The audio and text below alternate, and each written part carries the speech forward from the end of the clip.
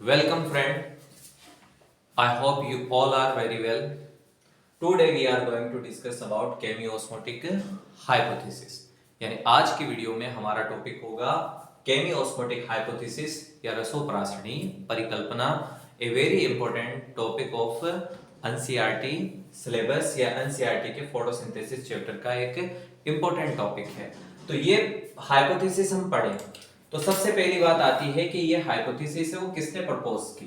तो ये हाइपोथेसिस है वो पीटर मिशेल ने 1961 में प्रपोज की, यानी रसोप्रासनी परिकल्पना का जो प्रतिपादन है वो पीटर मिशेल ने 1961 में किया। अब ये हाइपोथेसिस क्या है, इस हाइपोथेसिस से हमें क्या पता चलता है? तो सबसे पहली चीज, ये हाइपोथेसिस हमें एटीपी के फॉर्मेशन को बताती है, यानी इससे हमें ये समझ में आता है कि जो एटीपी है उसका संश्लेषण कैसे होता है या एटीपी का फॉर्मेशन कैसे होता है। तो सबसे पहली चीज, रेस्पिरेशन में और फोटोसिंथेसिस में बहुत बड़ी मात्रा में एनर्जी बनती है और ये एनर्जी डायरेक्ट हम यूज नहीं कर पाते हैं।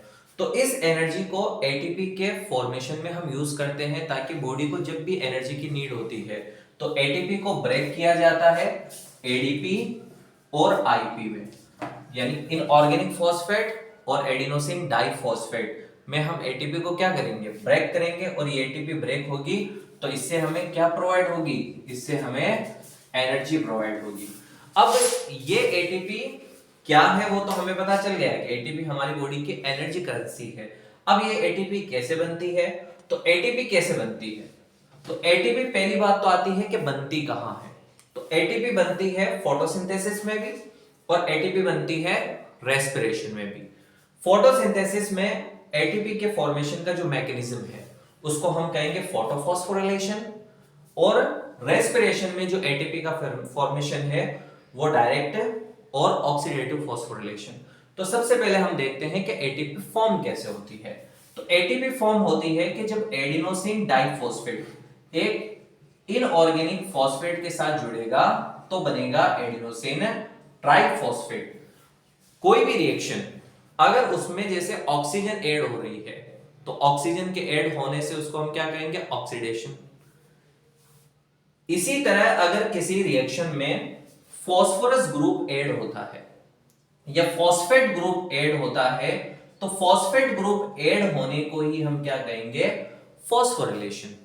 तो एटीपी फॉर्मेशन एक टाइप का क्या है, एटीपी फॉर्मेशन एक टाइप का फॉस्फोरिलेशन है। तो ये फॉस्फोरिलेशन है वो फोटोसिंथेसिस में भी होगा, और फोटोसिंथेसिस में ये कहां होगा, फोटोसिंथेसिस में होगा ये क्लोरोप्लास्ट में यानी हरित लवक में। और रेस्पिरेशन में ये कहां होगा, रेस्पिरेशन में होगा माइटोकॉन्ड्रिया में। अब फोटोसिंथेसिस के टाइम क्लोरोप्लास्ट में जो एटीपी फॉर्मेशन है यानी फॉस्फोराइलेशन है ये लाइट की प्रेजेंस में होगा तो इसको फोटो फॉस्फोराइलेशन कहेंगे। और माइटोकॉन्ड्रिया में जो एटीपी का फॉर्मेशन है या फॉस्फोराइलेशन है वो ऑक्सीजन की प्रेजेंस में होगा तो इसको ऑक्सीकारी फॉस्फोरिलीकरण या ऑक्सीडेटिव फॉस्फोरिलीकरण कहेंगे। तो एटीपी का फॉर्मेशन है वो फॉस्फोरिलीकरण है या फॉस्फोराइलेशन है। तो फोटोसिंथेसिस में फोटोफॉस्फोरिलेशन और रेस्पिरेशन में ऑक्सीडेटिव फॉस्फोरिलेशन। एक थर्ड मेथड और है एटीपी के फॉर्मेशन का। एटीपी के फॉर्मेशन का जो थर्ड मेथड है, एटीपी के फॉर्मेशन के इस थर्ड मेथड को हम क्या कहेंगे, डायरेक्ट एटीपी फॉर्मेशन। तो ये डायरेक्ट एटीपी फॉर्मेशन कब होगा, ये डायरेक्ट एटीपी फॉर्मेशन होगा ग्लाइकोलाइसिस में।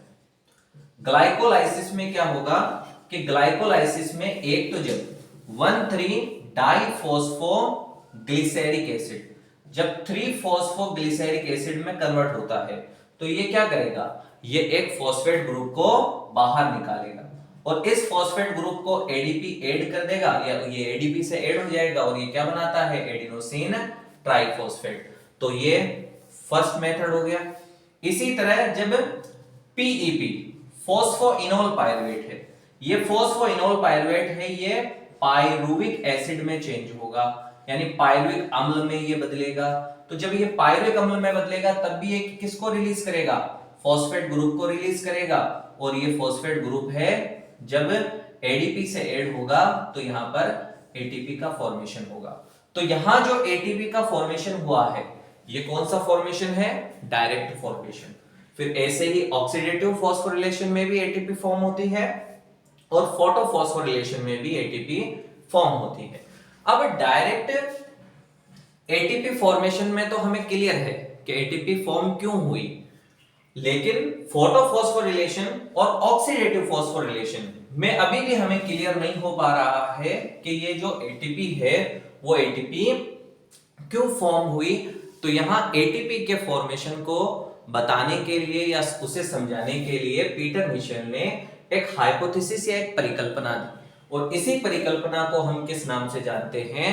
रसोप्रासरणी परिकल्पना या केमिओस्मोटिक हाइपोथेसिस।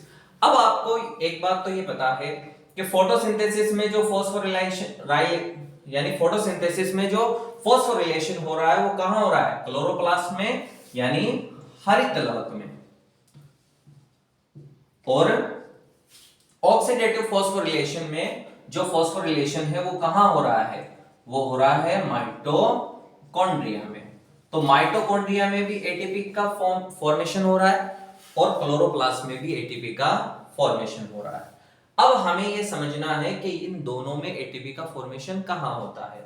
तो अगर हम माइटोकॉन्ड्रिया के स्ट्रक्चर देखें और चाहे क्लोरोप्लास्ट के स्ट्रक्चर देखें, दोनों ही क्या है? दोनों ही डबल मेम्ब्रेन से कवर्ड सेल ऑर्गेनल्स है। तो माइटोकॉन्ड्रिया में भी दो मेम्ब्रेन है, कि एक तो आउटर मेम्ब्रेन और एक इनर मेम्ब्रेन, और जो इनर मेम्ब्रेन है उसमें F1 पार्टिकल या ऑक्सीसोम इसमें लगे होंगे। इसी तरह ये जो क्लोरोप्लास्ट है इसमें भी डबल मेम्ब्रेन होगी। अब क्लोरोप्लास्ट में डबल मेम्ब्रेन के अंदर जो ये स्पेस है, इस स्पेस को हम क्या कहेंगे? स्ट्रोमा।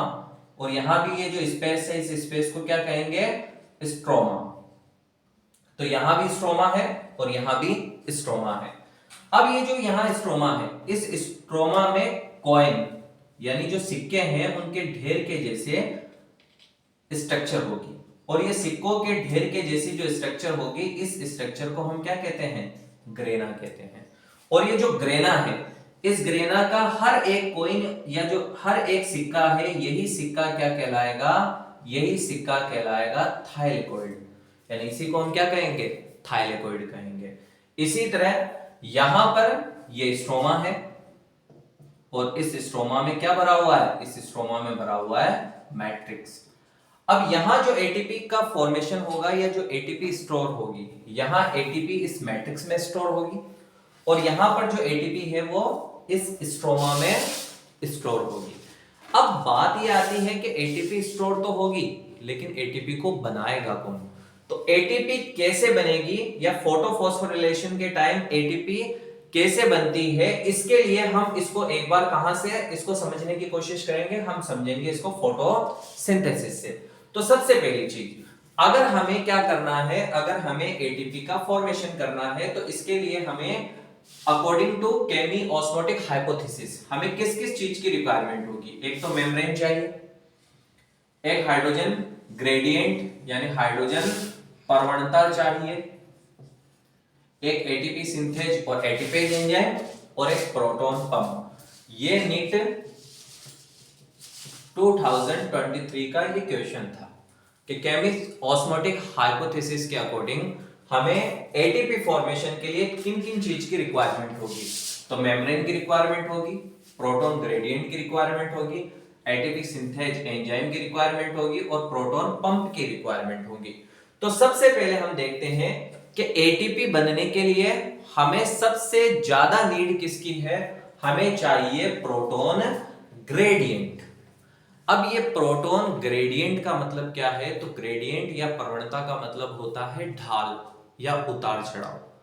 कहीं पर कोई चीज ज्यादा है और कहीं पर कोई चीज कम है, तो वो ज्यादा से कम की ओर क्या करेगी? वो मूव करेगी बाय डिफ्यूजन, यानी इसमें एनर्जी की नीड नहीं होगी।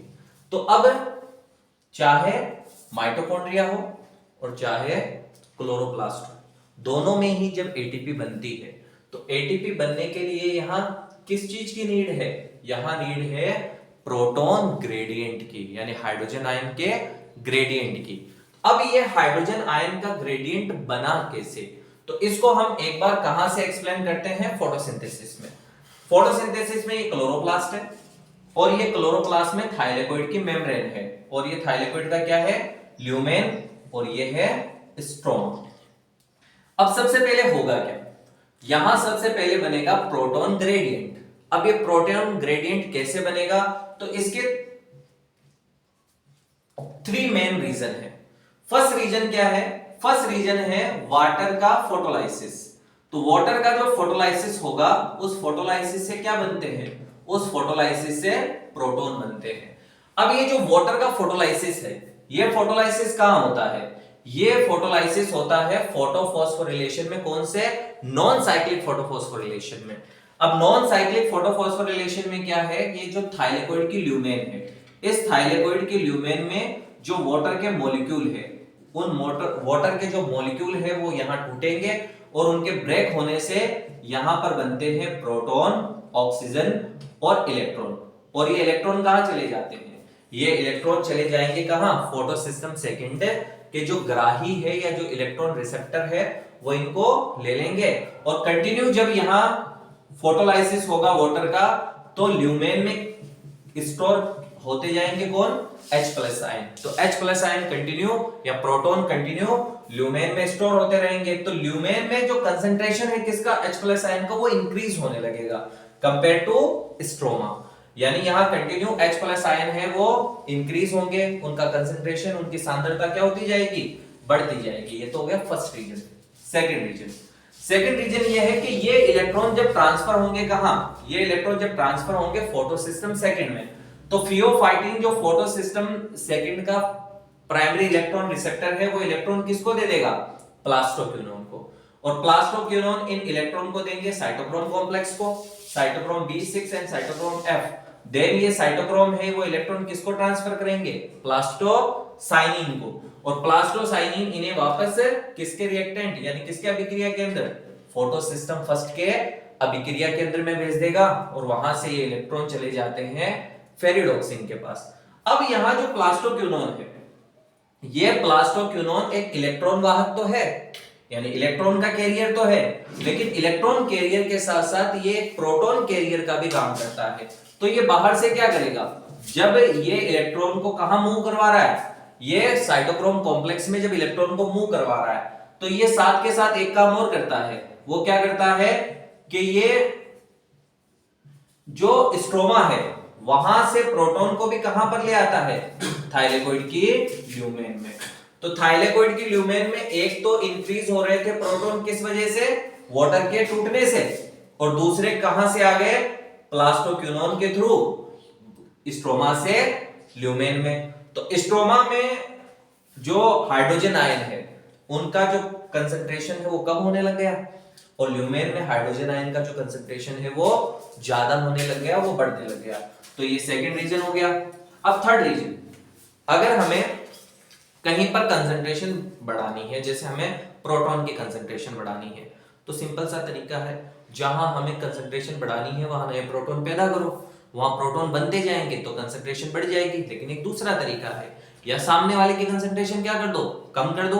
अगर सामने वाले की कंसंट्रेशन है अपने कंपेयर में कम हो जाएगी, तो भी हमारे पास जो प्रोटॉन है उनकी कंसंट्रेशन बढ़ जाएगी, उनकी सांद्रता है वो बढ़ जाएगी। तो यहां भी यही होता है कि जो फेरिडोक्सिन है, ये फेरिडोक्सिन क्या करता है कि ये जो इसके पास इलेक्ट्रॉन आया, ये इलेक्ट्रॉन किसको देगा, ये NADP को देगा, और ये NADP है वो इन इलेक्ट्रॉन को फेरिडोक्सिन से एब्सॉर्ब करेगा, ये इसको एक्सेप्ट करेगा, और एक्सेप्ट करके ये किसको फॉर्म करता है, NADPH2 को फॉर्म करेगा थ्रू NADP रिडक्टेज एंजाइम। अब ये जो NADP रिडक्टेज एंजाइम है, ये क्या कर रहा है, NADP का अपचयन कर रहा है, यानी इसका रिडक्शन कर रहा है। तो जब इसका रिडक्शन हो रहा है, तो रिडक्शन के लिए किसकी नीड होगी, प्रोटॉन की नीड होगी। तो इसके रिडक्शन के लिए जब प्रोटॉन की नीड होगी, तो ये प्रोटॉन कहां से मिलेंगे, इसको स्ट्रोमा से मिलेंगे। तो इस प्रकार जो NADP रिडक्टेज है, ये NADP रिडक्टेज जब NADPH2 का फॉर्मेशन करता है, तो स्ट्रोमा में प्रोटॉन कम हो जाते हैं। तो अब देखो, पहली चीज, पानी के टूटने से कहां पर? ल्यूमेन में H प्लस आयन यानी प्रोटॉन की जो कंसंट्रेशन है वो बढ़ गया, सांद्रता बढ़ गई। इसके अलावा प्लास्टोक्विनोन की वजह से जो स्ट्रोमा में प्रोटॉन थे वो नीचे आ गए, उसकी वजह से भी यहां कंसंट्रेशन बढ़ गया। और जो अन्य डीपी रिडक्टेज है उसने स्ट्रोमा में H प्लस आयन के कंसंट्रेशन को कम कर दिया। तो H प्लस आयन के कंसंट्रेशन को कम करने से कुल मिलाकर यहां पर क्या पैदा हो गया? यहां पर एक H प्लस आयन ग्रेडियंट पैदा हो गया। यानी ल्यूमेन में तो खूब भर भर के क्या है? H प्लस आयन, और बाहर H प्लस आयन बहुत ही कम है। तो यहां पर एक तरह से अंतर पैदा हो गया।